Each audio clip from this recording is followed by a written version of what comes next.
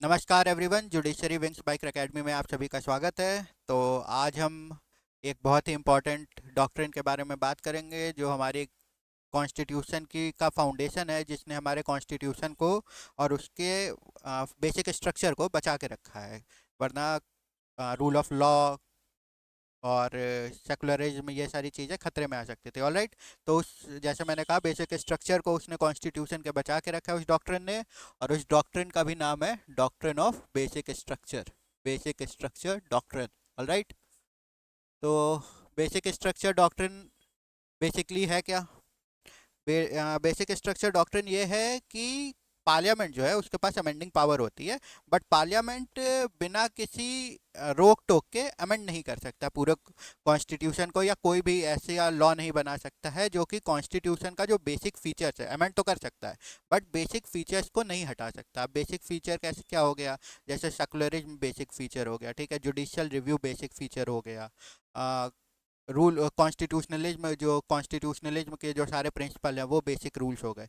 ये सारी चीज़ें जो हमारा पार्लियामेंट है वो अमेंड करते टाइम इन सारी चीज़ों को दरकिनार नहीं कर सकता है। वो कॉन्स्टिट्यूशन के खिलाफ नहीं जा सकता, ठीक है। कॉन्स्टिट्यूशन को भी उसको एक कॉन्स्टिट्यूशन के ही बंधन में रह के ही अमेंड करना है। ऑलराइट, तो ये बेसिक स्ट्रक्चर है, बहुत ही प्रोफाउंड डॉक्ट्रिन है।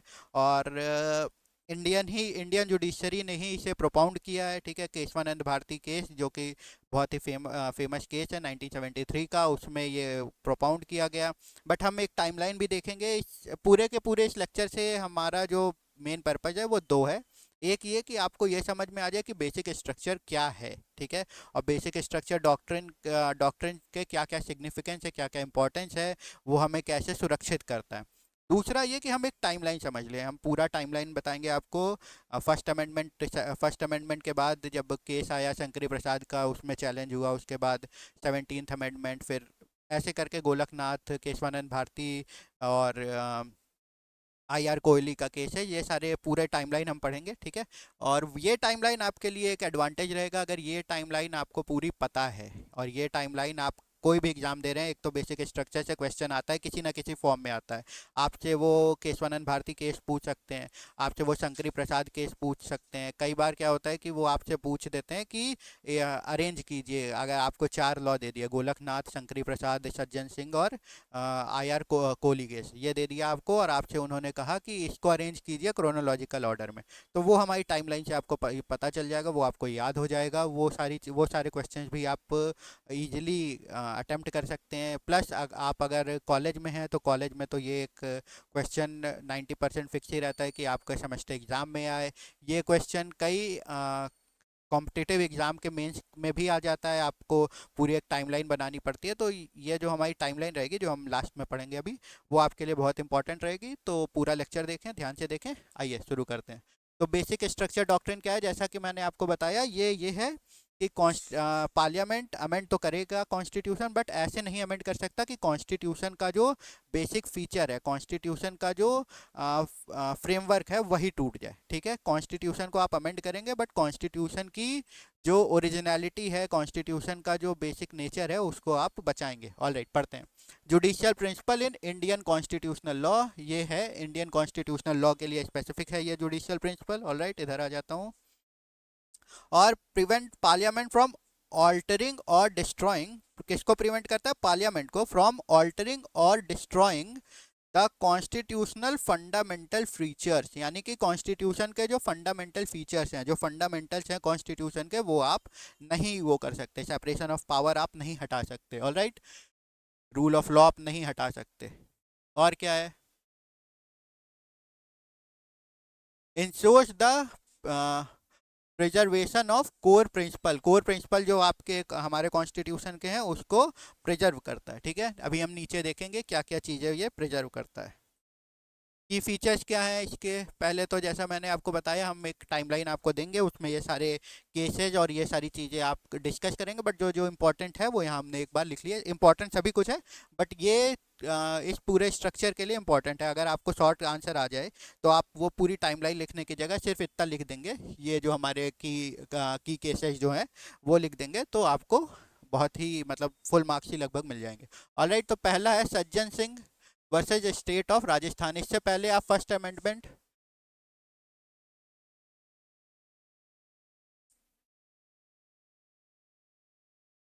ऑल राइट, इससे पहले आप फर्स्ट अमेंडमेंट एक्ट और शंकरी प्रसाद, ठीक है,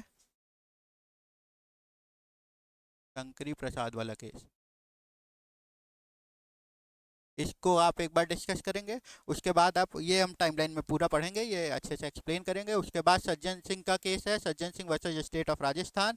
इसमें जस्टिस जे आर मुधोलकर ने कहा था, ये इसमें क्या हुआ कि इस चीज़ को अपहेल्ड किया गया कि कॉन्स्टिट्यूशन को आप कॉन्स्टिट्यूशन को भी, साथ में फंडामेंटल राइट्स को भी आप अमेंड कर सकते हैं, इस पर कोई रोक नहीं है, ठीक है। ये शंकरी प्रसाद में भी कहा गया, उसी चीज़ को सज्जन सिंह में अपहोल्ड किया गया। बट इसमें जो एक डिसेंटिंग ऑर्डर था, या इसमें जो जस्टिस जे आर मुधोलकर का एक कमेंट था, वो ये इस बात का आइडिया देता है हमें कि जुडिशरी उसी समय से सोच रही थी कि एक इनवोकेबल बेसिक स्ट्रक्चर होना चाहिए, यानी कि एक ऐसा फॉर्मूला होना चाहिए, एक ऐसा स्ट्रक्चर होना चाहिए, एक ऐसी नींव होनी चाहिए जिसको हम छेड़ेंगे नहीं, जिसको हम हमेशा मेंटेन करेंगे, ठीक है। एक ऐसा आइडिया, एक ऐसा बेसिक स्ट्रक्चर होना चाहिए जो इनवॉयबल हो, ठीक है, उसको कोई बदल नहीं सकता, ऑलराइट। उसके बाद Golaknath versus state of Punjab का केस था 1967 का। इसमें पार्लियामेंट, इसमें कहा गया कि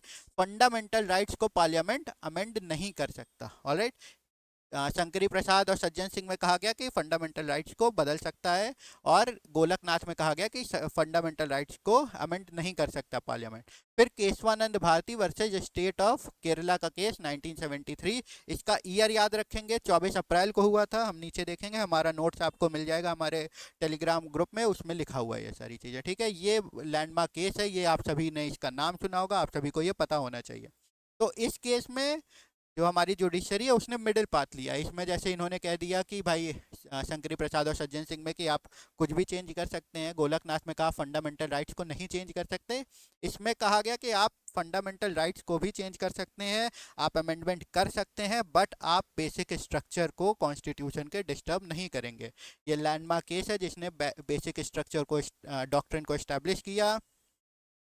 जस्टिस एच आर खन्ना का इसमें पिवोटल आर्टिकुलेशन था डॉक्ट्रिन को इस्टेब्लिश करने में, ठीक है। जस्टिस एच आर खन्ना बहुत ही फेमस और बहुत ही एक, ऐसा कहा जाता है कि अगर इंडियन जुडिशरी पे एक किताब लिखी जाए पूरी हिस्ट्री पे, तो एक golden page justice H R Khanna को डेडिकेट होना चाहिए, ऑल राइट। तो जस्टिस एच आर खन्ना ने इस पे बहुत ही एक पिवोटल जजमेंट दिया। एलिमेंट्स ऑफ बेसिक स्ट्रक्चर क्या है? पहला, मैंने जैसे आपको बताया कि कुछ बेसिक चीज़ें जो है उसको हम चेंज नहीं कर सकते। तो पहला क्या है? पहला, सुप्रीमेसी ऑफ कॉन्स्टिट्यूशन। आप कुछ ऐसा नहीं कर सकते कि सुप्रीमेसी ऑफ कॉन्स्टिट्यूशन ही खतरे में आ जाए। दूसरा, आप रूल ऑफ लॉ के खिलाफ ऐसा कोई जजमेंट नहीं देंगे जिससे रूल ऑफ लॉ जो है वो फॉलो ना हो पाए, ऑलराइट। रूल ऑफ लॉ हमेशा फॉलो होगा, रूल ऑफ लॉ इस कंट्री का लॉ होगा। रूल ऑफ लॉ पे मैंने एक वीडियो लिया हुआ है पहले, वो आप देख लें, ठीक है। सेपरेशन ऑफ पावर, यानी कि एग्जीक्यूटिव, लेजिस्लेटिव और जुडिशरी, इन तीनों का अपना अपना ग्रुप होगा। ये तीनों कहीं एक दूसरे से इन्वॉल्व नहीं होंगे या ओवरलैपिंग नहीं होगी, सारे अपना अपना काम अलग अलग करेंगे। कोई कॉन्फ्लिक्ट ऑफ इंटरेस्ट नहीं होना चाहिए। ऐसा नहीं कि एक ही आदमी लॉ बना रहा है, वही आदमी लॉ को इम्प्लीमेंट करा रहा है, और वही आदमी उस लॉ के इम्प्लीमेंटेशन ना होने पे सज़ा दे रहा है, ठीक है। तो ऐसे तो फिर अराजकता हो जाएगी। सेपरेशन ऑफ पावर पे भी मैं एक वीडियो लाऊंगा, उसमें आपको ये और अच्छे से समझ में आएगा। ये भी एक बहुत ही इम्पॉर्टेंट कॉन्सेप्ट है, बहुत ही इंपॉर्टेंट डॉक्ट्रिन है। ये जितनी चीज़ें हैं ना यहाँ पे, ये सारे ही बहुत ही इंपॉर्टेंट डॉक्ट्रिन है, ऑलराइट। अगला क्या है? जुडिशियल रिव्यू, यानी कि आपने कोई एक लॉ पास किया और वो ऐसा लगता है कि वो कॉन्स्टिट्यूशन के खिलाफ है, तो हम कोर्ट जा सकते हैं कि कोर्ट इसका रिव्यू करेगा, और कोर्ट करता भी है रिव्यू, और कोर्ट अपने हिसाब से फैसला भी देता है कि क्या ये कॉन्स्टिट्यूशन को वायलेट कर रहा है या नहीं, या इसका कोई एक पार्ट कॉन्स्टिट्यूशन को वायलेट कर रहा है, तो उस पार्ट को हम कोशिश करते हैं कि हटा दें और बाकी सारी चीज़ें लगा दें, ठीक है। अगला क्या है? फेडरलिज्म। उसके बाद सेकुलरिज्म, ऑलराइट। और ये क्या है? सॉवरेन डेमोक्रेटिक रिपब्लिक स्ट्रक्चर, ये चीज़ें नहीं हट सकती। Freedom and dignity of the individuals, freedom and dignity of the individuals, कौन सा आर्टिकल है बताइए? Unity and integrity of nation, parliamentary system of government, हालांकि ये चेंज भी हो सकता है बट बहुत ही मुश्किल है। Alright, free and fair election और independence of judiciary, independence of judiciary जिसकी वजह से जुडिशियल रिव्यू अभी तक चल रहा है, जिसकी वजह से कई चीज़ें मतलब डिबेट में रहती हैं चीज़ें, कई लोग पक्ष में होते हैं, कई लोग खिलाफ होते हैं कि क्या इंडिपेंडेंस ऑफ जुडिशरी के नाम पे जो हो रहा है वो ठीक है या नहीं। तो ये सभी का अपना अपना डिसीजन है, थोड़ा पॉलिटिकल हो जाता है इसलिए इस पे ज़्यादा बात हम करेंगे नहीं, हम अभी पढ़ रहे हैं। ठीक है, सिग्निफिकेंस क्या है बेसिक स्ट्रक्चर डॉक्ट्रिन का? Safeguard against misuse of parliamentary power, यानी कि पार्लियामेंट जैसा कि उसने कोशिश की थी अमेंडमेंट्स के द्वारा, 42nd अमेंडमेंट जिसको मिनी कॉन्स्टिट्यूशन भी कहा जाता है उसके द्वारा, और भी कई सारे अमेंडमेंट्स के द्वारा, कि वो अमेंडिंग पावर जो है उसकी उस पर कोई कंट्रोल ना रहे और वो कुछ भी अमेंड कर दे। तो फिर उससे सेफगार्ड करता है कि अब आप कुछ भी अमेंड कर सकते हैं, कुछ भी ला सकते हैं, और कोई एक कॉन्स्टिट्यूशनल या रूल ऑफ लॉ नहीं है, तो फिर आप एनार्की की तरफ देश को ले जाएंगे। तो इसीलिए मिसयूज ना कर सके पार्लियामेंट अपनी पावर, उससे सेफगार्ड करता है। Balances flexibility with rigidity in constitutional amendment, यानी कि अमेंड तो कर सकते हैं आप लेकिन सब कुछ नहीं अमेंड कर सकते हैं ना, बेसिक स्ट्रक्चर नहीं अमेंड कर, जैसा कि मैंने ऊपर आपको बताया कि शंकरी प्रसाद और सज्जन सिंह के केस में क्या कहा गया कि आप अमेंड कर सकते हैं कुछ भी, और उसके बाद गोलकनाथ के केस में कहा गया आप कुछ नहीं अमेंड कर सकते। फिर केशवानंद भारती से ये डॉक्ट्रिन आया बेसिक स्ट्रक्चर का और एक मिडिल पाथ मिला। तो यही यहाँ पे कह रहा है कि balances flexibility with rigidity in constitutional amendment. ठीक है, preserve foundational values of Indian democracy, जो ऊपर हमने देखा था separation of power, rule of law, ये जो है फंडामेंटल्स है इंडियन डेमोक्रेसी के, इसको प्रिजर्व करता है। ऑलराइट, रियल वर्ल्ड इम्प्लीकेशन क्या है separation of sorry basic structure doctrine के? Protect secularism, independence of judiciary and democratic principles, prevents erosion of constitutional value emits political and social pressure, यानी कि political और सोशल प्रेशर में आ गए आप और आपने कोई भी अमेंडमेंट कर दिया, ठीक है, आपने कुछ भी कर दिया जो कि उस समय आपके पॉलिटिकल फ़ायदे के लिए है या उस समय सोसाइटी का जो प्रेशर है उसके अनुसार है, बट उसका जो हमारे कॉन्स्टिट्यूशन है या रूल ऑफ लॉ है उस पर बुरा असर पड़ रहा है, तो उससे प्रिवेंट करता है कि कॉन्स्टिट्यूशनल वैल्यू जो है वो धीरे धीरे ख़त्म ना हो जाए। ठीक है, छीण ना हो जाए। इरोजन मतलब क्या होता है? जंग लगना। ठीक है, उनमें जंग ना लग जाए। ऑल राइट, आइए अब थोड़ा सा डिटेल में बात करते हैं। ये तो बेसिक था, अगर आपको को कभी शॉर्ट क्वेश्चन लिखने को आए तो आप लिख सकते हैं। ये थोड़ा हम डिटेल में पढ़ते हैं कि पूरी चीज़ है क्या। तो देखिए क्या होता है कि आर्टिकल 13 और आर्टिकल 368, ये जो दो आर्टिकल्स हैं ये इस बेसिक स्ट्रक्चर के लिए सबसे इम्पॉर्टेंट है। आर्टिकल 13 क्या कहता है कि जो भी लॉज जो हैं वो कॉन्स्टिट्यूशनल वैल्यूज़ को वॉयलेट करते हैं या फंडामेंटल राइट्स को जो भी लॉज जो हैं वो वॉयलेट करते हैं वो वॉइड डिक्लेयर हो जाएंगे। ठीक है, डिक्लेयर्स लॉ इनकंसिस्टेंट विद और डिरोगेटिंग फंडामेंटल राइट्स एज वॉइड, यानी कि आप फंडामेंटल राइट्स को किसी तरह, फंडामेंटल राइट्स के साथ आपका कोई लॉ आया जो कि फंडामेंटल राइट्स को दबा रहा है, ठीक है, या फंडामेंटल राइट को फंडामेंटल राइट्स के साथ इनकंसिस्टेंट है, तो उस लॉ को हम क्या करेंगे? वॉइड डिक्लेयर कर देंगे। वॉइड मतलब कि वो लॉ नहीं लगेगा, ठीक है, वो लॉ मान्य नहीं होगा। और आर्टिकल 368 क्या कहता है? Parliament empowers Parliament to amend the constitution, constitution को अमेंड करने की पावर देता है पार्लियामेंट को। आर्टिकल 368 क्या होता है कि बिल दोनों हाउस में प्रेजेंट होना चाहिए और पास होना चाहिए और प्रेसिडेंट का कंसेंट मिलना चाहिए। ठीक है, तीन तरह से अमेंडमेंट होता है आर्टिकल 368 के द्वारा, एक सिंपल मेजॉरिटी, एक स्पेशल मेजॉरिटी और थर्ड होता है special majority with ratification of states. ठीक है, आइए, तो ये सिंपल मेजॉरिटी है। इसमें क्या होता है कि इसमें क्या होता है कि भाई बिल पेश हुआ और अगर मेजॉरिटी ने कह दिया कि हाँ ये बिल पास हो गया, आप लोग देखते होंगे कि यस नो करके कई बार आवाज़ होती है, कई बार वोटिंग होती है, तो उसमें काउंटिंग कर ली जाती है। अगर भाई 50 वोट पास होने के लिए मिला है और 49 वोट पास ना होने के लिए मिला है तो भी वो पास हो जाएगा। ऑल राइट, ठीक है, तो इसमें क्या क्या होता है?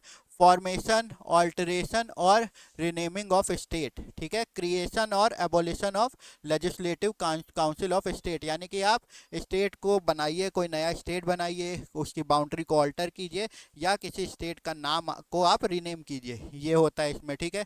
क्रिएशन और abolition of legislative council in state, legislative council of state, state की जो लेजिस्लेटिव काउंसिल होती है उसका क्रिएशन या एबोलिशन होता है, ठीक है।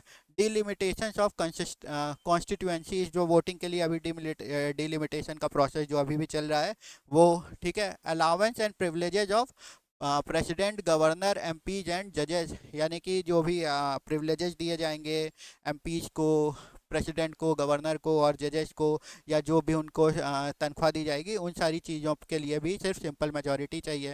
Matters relating to citizenship, schedule tribe and scheduled areas, ठीक है। ये सारी चीज़ें, इसके साथ और भी चीज़ें हैं, एटसेट्रा भी लिख लेते हैं यहाँ पे, और भी कई सारी चीज़ें हैं जो कि सिंपल मेजॉरिटी से पास हो जाती हैं। ये बस एक एग्जाम्पल था।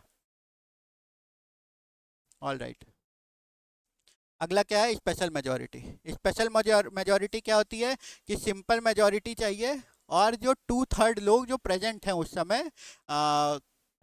समय पार्लियामेंट में, उस और जो वोट कर रहे हैं, प्रेजेंट एंड वोटिंग, उनका आपको वो जो है उन मतलब 2/3 लोग आपको जो प्रेजेंट है वो आपके बिल को पास करने के लिए वोट करने चाहिए, ठीक है। स्पेशल मेजॉरिटी विद रेटिफिकेशन क्या होता है कि भाई एक तो स्पेशल मेजॉरिटी चाहिए हमें, और आधे से ज़्यादा स्टेट्स जो है वो कर दें उसको अपने स्टेट लेजिस्लेचर में उसको रेटिफाई कर दें। अभी जीएसटी जब लागू हो रहा था तो इसमें आप लोगों को याद होगा कि ये रेटिफिकेशन का प्रोसेस बहुत तेज़ी से चला था और उसके बाद जीएसटी अप्लाई हो गया था, ठीक है। तो ये देखिए जीएसटी काउंसिल की भी बात यहाँ पे की गई है, आर्टिकल 368 इटसेल्फ। अगर आर्टिकल 368 में भी आपको कोई अमेंडमेंट करना है तो आपको स्पेशल मेजॉरिटी विद रेटिफिकेशन चाहिए, ठीक है। टाइमलाइन क्या है, अब हम टाइमलाइन पढ़ेंगे, ठीक है। ये जो टाइमलाइन मैंने पहले बताई थी बेसिक स्ट्रक्चर डॉक्ट्रिन की, वो टाइमलाइन पढ़ेंगे हम। तो 1949 में हमारा कॉन्स्टिट्यूशन इन्फोर्स हुआ, और फिर फर्स्ट अमेंडमेंट कब हुआ, 1951 में। फर्स्ट अमेंडमेंट में क्या हुआ, इन लोगों को जमींदारी को एबॉलिश करना, ठीक ठीक है। जमींदारी एबॉलिशन लॉ हम लोगों ने पढ़ा है, तो जितने भी जमींदार थे उनके खेत वगैरह लेने थे, तो इसके लिए ये अमेंडमेंट ज़रूरी था। तो क्या हुआ, आर्टिकल 31A, 31B और 9th शेड्यूल को ऐड किया गया। आर्टिकल 31A क्या कहता है, enables state acquisition of states, मतलब कि स्टेट यानी कि जो सरकार है उसको कोई भी स्टेट लेने, यानी कि कोई भी खेत खलिहान, स्टेट यानी कि प्रॉपर्टी, ठीक है, जो जायदाद होती है, जो खेत खलिहान ज़मीन ये सारी चीज़ें होती हैं उनको, और कॉरपोरेशन फॉर पब्लिक इंटरेस्ट, उसको जो है स्टेट हमारी जो सरकार है वो एक्वायर कर सकती है। ऑलराइट, और 31B क्या कहता है, provides immunity for from judicial review to items in the 9th schedule. Ninth schedule बनाया गया और ऐसा कहा गया कि 9th शेड्यूल में जो भी चीज़ें रहेंगी वो जुडिशियल रिव्यू उनका नहीं होगा, ठीक है। ये इससे दिया गया 31B से, और 9th शेड्यूल भी इसी से क्रिएट किया गया, फर्स्ट अमेंडमेंट से। इसको भी यहाँ पे ऐड कर देते हैं, 9th शेड्यूल भी इसी से आया, ठीक है। 9th शेड्यूल भी इसी से आया। ऑलराइट, उसके बाद जब ये आ गया तो शंकरी प्रसाद वर्सेस यूनियन ऑफ इंडिया में इसको चैलेंज किया गया, ठीक है। फर्स्ट अमेंडमेंट एक्ट को चैलेंज किया गया कि भाई ये फंडामेंटल राइट्स को अब्रिज कर रहा है। और क्या हुआ कि भाई आर्टिकल 13 जो है वो ऑर्डिनरी लॉ के लिए, ये ऐसा कोर्ट ने कहा कि आर्टिकल 13 ऑर्डिनरी लॉज के लिए, कॉन्स्टिट्यूशनल अमेंडमेंट के लिए नहीं है, तो उसने फर्स्ट अमेंडमेंट को अपहेल्ड कर दिया। First amendment was upheld, amendment act upheld, upheld, ठीक है। कि फर्स्ट अमेंडमेंट जो होगा वो अपहेल्ड हो जाएगा, यानी कि आप कर सकते हैं भाई, आप फंडामेंटल राइट्स में भी चेंजेस कर सकते हैं, फंडामेंटल राइट्स को भी आप अमेंड कर सकते हैं। उसके बाद 17th अमेंडमेंट आया 1964 में। इसमें क्या हुआ कि 9th शेड्यूल में और चीज़ें जोड़ दी गई, ठीक है। और प्रोविज़न आर्टिकल 31A में भी जोड़ दिया गया कि यानी कि और चीज़ें भी जो स्टेट है वो एक्वायर कर सकता है, वो सारी चीज़ें उसमें जोड़ दी गई। उस पहले क्या था, सिर्फ और सिर्फ आप लोगों की प्रॉपर्टीज थी। ये कुल मिला के ज़मींदारी एबॉलिशन के लिए ये ज़रूरी था, इसलिए किया गया। तो इसको सज्जन सिंह में वर्सेज स्टेट ऑफ राजस्थान में 1964, इसमें इसको चैलेंज किया गया, बट इसने भी शंकरी प्रसाद की जो रूलिंग थी उसको अपहेल्ड किया, यानी कि इसने भी ये कहा कि भाई अमेंड कर सकता है, कॉन्स्टिट्यूशनल अमेंडमेंट जो है वो होगा, ठीक है। 17th amendment act was upheld, upheld, ठीक है। ऑलराइट, उसके बाद क्या हुआ, उसके बाद अपने पास आए गोलकनाथ जी। तो Golaknath versus state of Punjab 1967 में शंकरी प्रसाद और सज्जन सिंह को ओवर रूल कर दिया गया, और ये कहा गया कि भाई ये जो आर्टिकल 13 है ये कॉन्स्टिट्यूशनल अमेंडमेंट पे भी अप्लाई होगा, इसीलिए आप फंडामेंटल राइट्स को भी जो है ऐसे ही नहीं अपने मन से बिना किसी रोक टोक के आप फंडामेंटल राइट्स को भी अमेंड नहीं कर सकते। तो इसने कहा कि भाई आप कॉन्स्टिट्यूशनल अमेंडमेंट भी जो है वो फंडामेंटल राइट्स के अंदर आएगा, फंडामेंटल राइट्स ये अपहेल्ड होना चाहिए, ऑल राइट। उसके बाद 24th, अब ये जो यहाँ से हम अमेंडमेंट पढ़ रहे हैं ये ज़रूरी है, क्योंकि ये सारे अमेंडमेंट जो अब हम लाइन से पढ़ेंगे ये सारे अमेंडमेंट केशवानंद भारती केस में चैलेंज हुए थे, ऑल राइट। तो 24th अमेंडमेंट क्या था, इसने 13(4) और 368 भी जोड़ दिया आर्टिकल।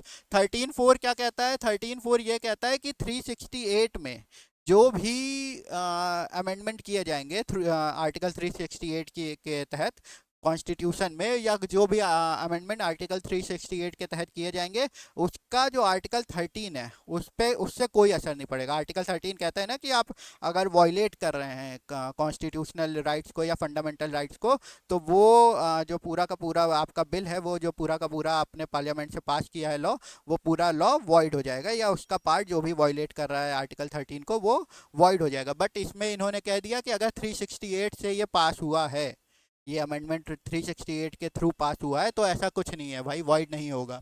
और 368(3) क्या कह रहा है, 368(3) ये कह रहा है कि अगर इससे आपने 368 से आपने पास कर दिया तो भाई 13 जो आर्टिकल 13 है उसका कोई असर नहीं पड़ेगा, यानी कि कुल मिला के इन्होंने अनलिमिटेड पावर ले ली।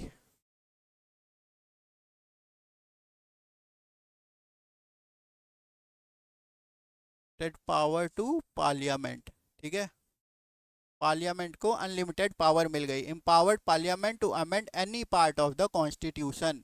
कॉन्स्टिट्यूशन का किसी भी पार्ट को आप अमेंड कर दीजिए भाई, कोई नहीं बोलेगा, क्योंकि भाई 13(4) बोल रहा है कि 368 से आप लेके आइए, पास कर दीजिए, 13 का कोई असर नहीं। 368(3) बोल रहा है कि अगर आपने 368 से पास कर दिया तो 13 का कोई असर नहीं। तो भाई आप कुछ भी पास कर दीजिए, अनलिमिटेड पावर ले ली पार्लियामेंट ने। उसके बाद 25th अमेंडमेंट एक्ट 1972 में आया। इसने क्या किया, आर्टिकल 31C ऐड कर दिया।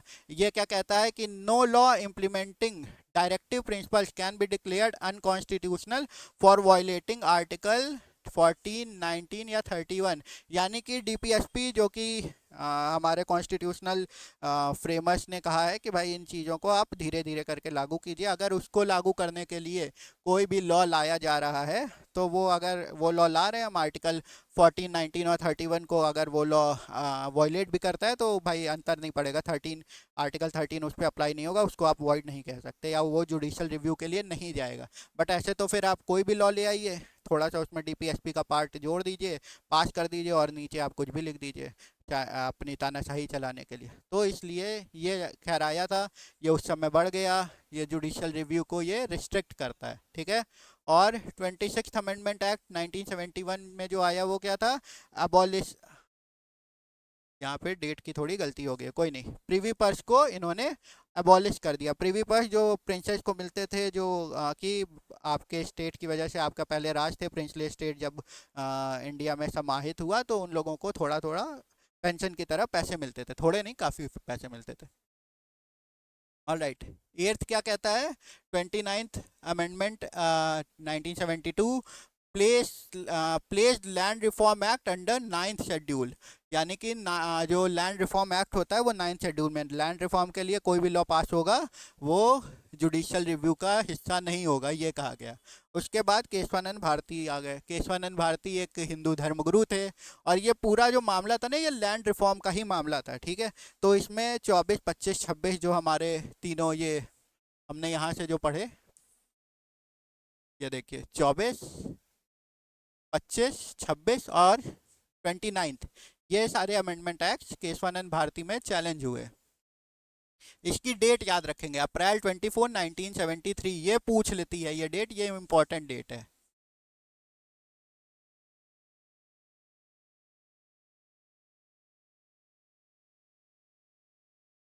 ये इंपॉर्टेंट डेट है, ये याद रखेंगे हम लोग, ठीक है।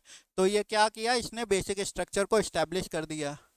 ये क्या कहता है कि parliament can not amend the basic structure of constitution. Parliament constitution का जो बेसिक स्ट्रक्चर है उसको नहीं अमेंड करेगा। अच्छा, बेसिक स्ट्रक्चर पता कैसे चलता है, वो केस टू केस बेसिस पे होता है। अगर कोई लॉ आया और उससे को पढ़ के उसको देख के ऐसा लगता है कि भाई उस लॉ से सेकुलरिज्म खतरे में है, या उस लॉ से रूल ऑफ लॉ को कोई प्रॉब्लम हो रही है, या उस लॉ से सेपरेशन ऑफ पावर जो है वो कम हो रहा है, ठीक है, तो वो लॉ बेसिक स्ट्रक्चर को वायलेट करता हुआ माना जाता है। ये जुडिशरी अपने विवेकाधिकार से करता है। Struck down part of 31C that restricted judicial review. 31C मैंने ऊपर कहा था कि 31C जो ऐड किया गया वो जुडिशियल रिव्यू को रिस्ट्रिक्ट कर रहा था, और केशवानंद भारती से उसको भी स्ट्रक डाउन कर दिया गया, ठीक है। यानी कि जुडिशियल रिव्यू भी बेसिक स्ट्रक्चर का एक बहुत इंपॉर्टेंट पार्ट है, उससे बहुत रक्षा होती है हम लोगों की। हम लोग कहते तो हैं कि भाई जुडिशरी को पॉलिटिक्स में नहीं घुसना चाहिए, जो कि सही भी बात है, बट लॉ मेकिंग जुडिशरी का काम नहीं है, बट कॉन्स्टिट्यूशन का गार्डियन है जुडिशरी। तो एक मतलब समझदारी के साथ, एक विवेकाधिकार के साथ जुडिशियल रिव्यू ज़रूरी है। ऑलराइट, उसके बाद Rajnarayan versus state of Uttar Pradesh 1975। Rajnarayan बहुत ही इंटरेस्टिंग कैरेक्टर थे। ये इंदिरा गांधी के खिलाफ लड़ते ज़रूर थे, और अमेठी से एक बार जीते भी थे जब इंदिरा गांधी के चुनाव नहीं लड़ पाई थी। ऑलराइट, तो नाज राज नारायण ने मतलब अमेठी जीती भी है एक बार। ऑलराइट, तो Allahabad high court found Indira Gandhi guilty of electoral malpractice. इस केस में इंदिरा गांधी को इलेक्टोरल मैल प्रैक्टिस के लिए गिल्टी पाया गया। तो फिर क्या हुआ भाई, इंदिरा गांधी को आपने इलेक्टोरल मैल प्रैक्टिस के लिए गिल्टी पा लिया। कि उसमें उन्होंने किया क्या था कि उन्होंने जो डीएम होते हैं या और भी जो अधिकारी होते हैं उनकी हेल्प ली थी अपने चुनाव के प्रचार के लिए। तो भाई ये आप नहीं कर सकते, तो यही था, इसके लिए इंदिरा गांधी को दोषी पाया गया। उसके बाद इंदिरा गांधी ने 39th अमेंडमेंट ले आया। देखिए 1975 में उनको दोषी पाया गया, और दोषी पाने के जस्ट बाद उन्होंने 39th अमेंडमेंट एक्ट ले आए पार्लियामेंट में, और पास भी हो गया क्योंकि बहुमत था। आर्टिकल 329A इन्होंने इंट्रोड्यूस किया, जो कि सुप्रीम कोर्ट की पावर, जो कि इलेक्शन में जो भी डिस्प्यूट्स होते हैं, किसके किसके इलेक्शन, प्रेसिडेंट, वाइस प्रेसिडेंट और प्राइम मिनिस्टर या स्पीकर ऑफ द लोकसभा, इन चार लोग, जो चार सबसे बड़े पद हैं हमारे यहाँ, इन चार लोगों के इलेक्शन में जो भी डिस्प्यूट होता है, जो भी इरेगुलरिटीज़ होती हैं, उसके लिए जो भी डिस्प्यूट हुआ, उस पर सुप्रीम कोर्ट भाई कुछ नहीं कह सकता। वो हो गया, हो गया, ठीक है। क्योंकि यहाँ पे मैल प्रैक्टिस पाई गई, Allahabad high court, high court की अपील कहाँ जाएगी, सुप्रीम कोर्ट। सुप्रीम, अगर ये अमेंडमेंट आ गया तो सुप्रीम कोर्ट नहीं कह सकता ना, क्योंकि भाई इस अमेंडमेंट से सुप्रीम कोर्ट बाध्य हो जाएगा। सुप्रीम कोर्ट कहेगा कि हमारे पास कोई राइट ही नहीं है, तो हम कुछ नहीं कह सकते, ये वो मैल प्रैक्टिस के लिए वो दोषी नहीं है। ऑलराइट, 39th अमेंडमेंट एक्ट ये हुआ। फिर भाई 39th अमेंडमेंट एक्ट आया तो राजनारायण भी शांत थोड़ी बैठेंगे, राजनारायण ने केस कर दिया। तो इंदिरा गांधी वर्सेज राजनारायण 1975 में हुआ। इसमें क्या है, ये फर्स्ट ऐसा कोई मेजर केस है जिसमें बेसिक स्ट्रक्चर डॉक्ट्रिन जो है वो यूज हुआ, ठीक है। केशवानंद भारती केस इसमें अप्लाई हुआ, जिसने 329A(4) को अनकॉन्स्टिट्यूशनल कह दिया, जिससे सुप्रीम कोर्ट की पावर जो है वो कर्टेल की गई थी, उसको अनकॉन्स्टिट्यूशनल कह दिया। और किस बेसिस पे किया कि ये डेमोक्रेटिक प्रिंसिपल और सेपरेशन ऑफ पावर को वॉयलेट करता है, सेपरेशन ऑफ पावर और डेमोक्रेटिक प्रिंसिपल के खिलाफ है ये। ऑलराइट, आगे 42nd amendment act, mini constitution हमारा, देखिए लिखा भी है नोन एज मिनी कॉन्स्टिट्यूशन। ये कब आया था? ये इमरजेंसी के टाइम आया था, ठीक है, फिर उस समय तो कुछ भी पास हो रहा था। इसने क्या किया, 364A और 368 4 और 368 5 को ऐड किया, जिसने कि अनलिमिटेड पावर दे दी पार्लियामेंट को अमेंडमेंट की, ठीक है। अब ये क्या था, इसको मिनर्वा मिल्स के केस में चैलेंज किया गया।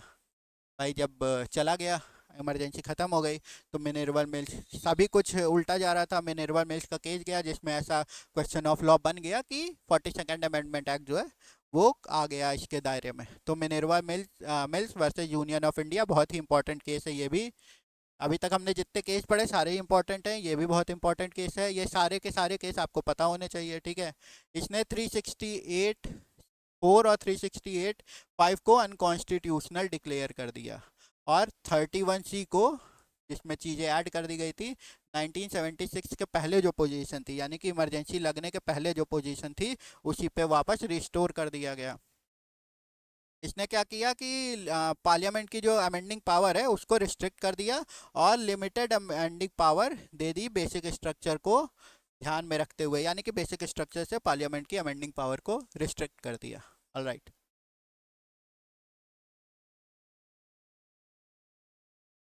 Vaman Rao versus union of India 1980 held that basic structure doctrine applied prospective, यानी कि प्रोस्पेक्टिव नहीं लगेगा भाई, यानी कि प्रोस्पेक्टिव लगेगा, रेट्रोस्पेक्टिव नहीं लगेगा। आप पीछे से, इसमें क्या हुआ ना, बेसिक स्ट्रक्चर डॉक्ट्रिन जब आ गया तो कई लोग आने लगे कि भाई हमारी हमारी जायदाद ले ली थी इन्होंने, फंडामेंटल राइट्स को वायलेट किया, आर्टिकल 31 को वायलेट किया इन्होंने, हमारी प्रॉपर्टी ये ले गए थे। तो उन्होंने कहा नहीं नहीं, जब से आया है, यानी कि 1973 से जब आया है उसके बाद से लगेगा, उसके पहले जो हो गया, ठीक है। Law placed in 9th schedule post 19 April 24 1973 would be subject to judicial review, यानी कि जो भी लॉ 9th शेड्यूल में 1973 24 अप्रैल के बाद डाले गए वो जुडिशियल रिव्यू के लिए रहेंगे, बट उसके पहले वाले जो थे वो नहीं होंगे, यानी कि प्रोस्पेक्टिव लगेगा, रेट्रोस्पेक्टिव नहीं लगेगा, रेट्रोस्पेक्टिव नहीं लगेगा, ठीक है। SP Sampat Kumar versus union of India 1987 का केस, इसने आर्टिकल 323A को and administrative tribunal act as constitutional since they did not exclude judicial review of by supreme court.